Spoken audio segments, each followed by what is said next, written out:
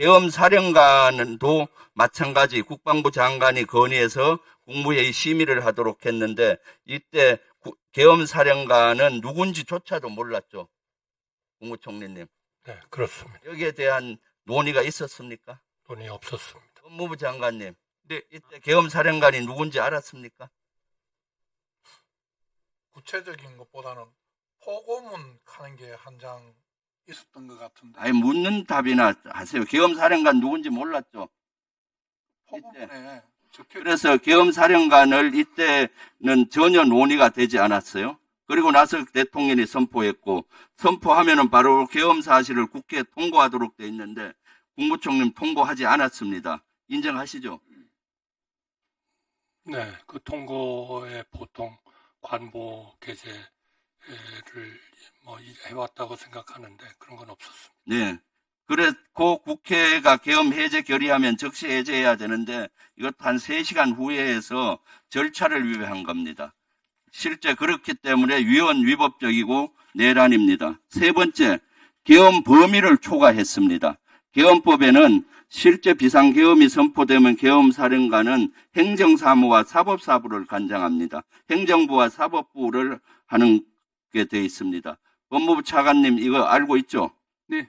네. 그런데 국회는 명시되어 있지 않습니다. 비상계엄 때도 국회는 정상적으로 운용이 돼야 되는데 총칼을 든 군인들이 국회를 무력화시켰습니다. 이것은 계엄 범위를 초과했다고 볼 수 있겠죠, 법무부 차관님?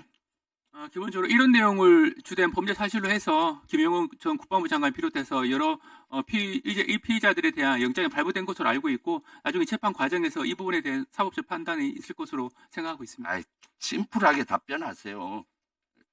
이 항목에 없잖아요. 항목에는 없는 거 맞습니다. 그럼 그렇게 답변하시면 되지. 너무 법률적으로 답변하려 하시지 말고. 그다음 네 번째, 계엄군은 포고령은 아주 심대한 헌법과 법률 위반입니다. 포고령 1호에 국회나 지방의회 정치활동 금지하라는 것은 헌법이나 법률 어디에도 이런 조항은 없죠.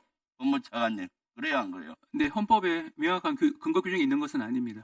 그러니까 초법적인 이번 포고령 1호를 발의한 거죠. 거기 6번에 보면 전공의들 복귀 안 하면 계엄법으로 처단한다. 이런 것이 헌법이나 법률로 없잖아요.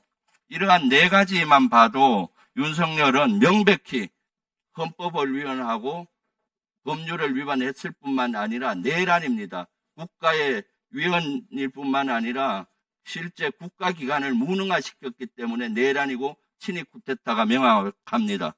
그럼에도 불구하고 오늘 윤석열 변호인이 포고령은 옛날에 대통령이 국회 해산권이 있을 40-50년 전에 거를 잘못 뺏겼었다라고 얘기합니다. 그런 발언을 했는지 여부는 제가 확인을 못했습니다만, 네네. 뭐 그분에 대한 평가를 제가 뭐 하는 거는 뭐 적절하지 않은 것으로 보입니다. 네.